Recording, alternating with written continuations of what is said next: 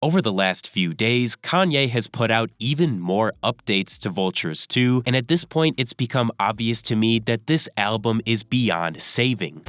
I love leaky! So the latest major update to Vultures 2 just came out, which included some pretty major changes, like the inclusion of Kanye's brand new fully finished verse on Forever, which was originally titled Maybe. However, I hesitate to call this Kanye's verse as it's pretty clearly not him doing it, and instead somebody else's vocals ran through a Kanye AI model.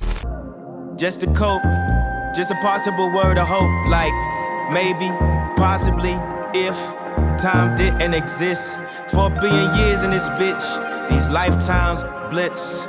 We gon' shine in this shit, every time timeless, which is more than enough for forever, worth more than big stones, rare metals, checked in, room covered in rose petals. While it's not surprising that he would defer to using his own AI voice models, once again, that doesn't make it acceptable or okay at all. In fact, I think it's even more disrespectful to fans to continue using AI while acting like he isn't. On Sky City, it's clearly Kanye using sci-hi vocals as the base for AI, while here, keen fans have noticed that the Forever verse was likely crafted using a Fat Money reference track. Fat Money did tons of work for Vultures 1 and 2, and it's just blatantly obvious based on the flow and delivery cadence that this Forever verse is not Kanye rapping, but instead auxiliary vocals ran through a Kanye model.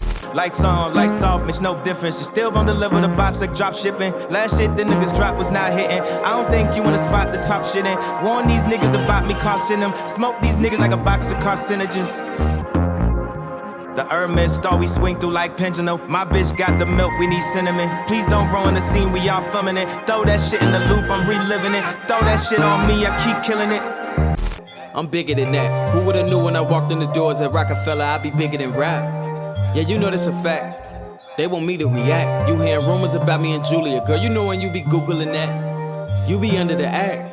You gon' put up an act. I'm always #1, never the 2, and they wonder why I go and piss on a plaque. You know I'm from the rack.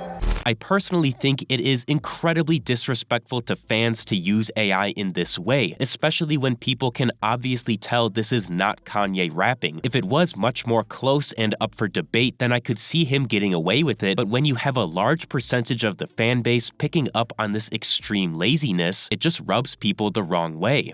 Along with that, some other major changes included Ty's vocals getting turned into Alvin at the end of his Fried verse, which does sound pretty cool. And while I do like this change, I have to question why this was something they prioritized doing when there's way more massively important things to address on the album, like the AI or blatant mumble on 530, which is just brutally unfinished. You know I Boy, don't play with me,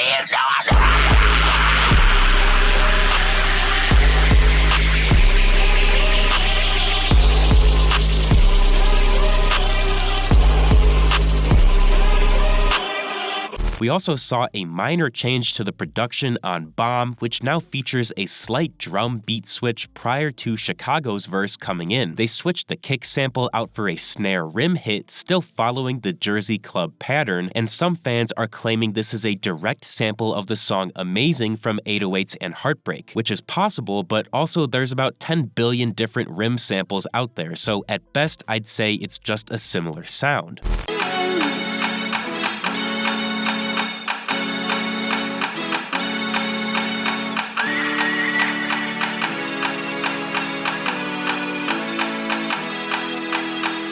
And besides those big changes, of course every song got its official mixing updated and polished by Urko, who is the GOAT of finalizing mixes and making songs sound good. Now, I love Urko and think he's super talented, but this album is deeply flawed in its foundation, and no amount of tiny production changes or mixing updates will fix that flawed foundation, which is why I say the album is unfixable. Until Kanye actually puts on his big boy pants and re-records the mumble and AI, this album will forever be a stain on his legacy, which truly sucks because it's within his power to transform it into an incredible listening experience. Instead, we get minuscule changes that don't even begin to address the major problems that fans have been screaming about for weeks now since the album's release.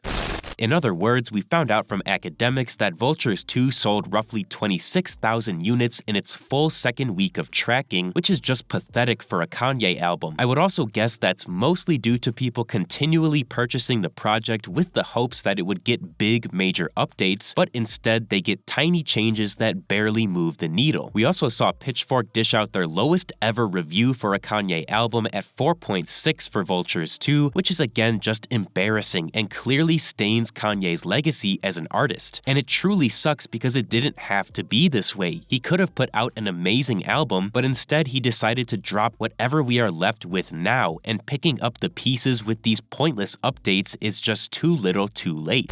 And finally, we got some longer snippets of Kanye's new song with Skepta, tentatively being called Cash Cow, which was originally debuted at his Vultures party a few days ago.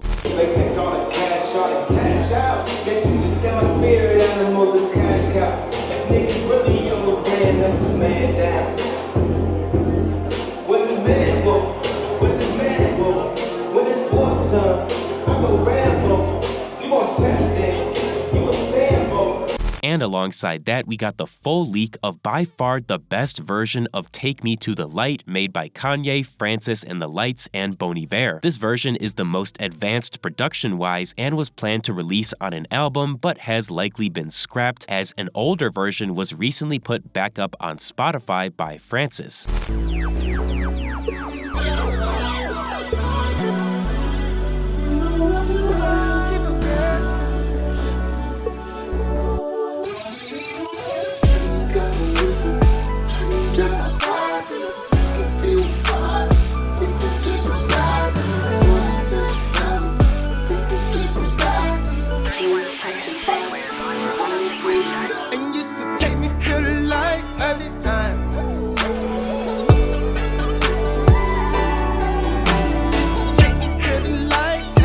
Thank you guys so much for watching. If you enjoyed, feel free to leave a like and subscribe to my channel for more videos like this, and let me know down in the comments what you think of the new Vultures 2 updates.